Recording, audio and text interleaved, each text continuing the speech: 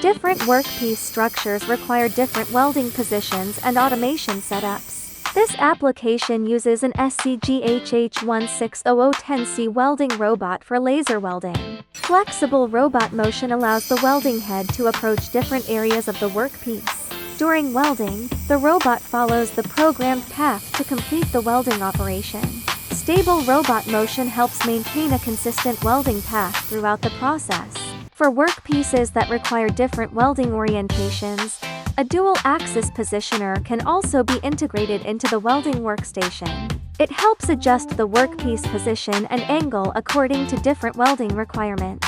The robot, welding system and positioning equipment can be configured according to the actual workpiece and production process.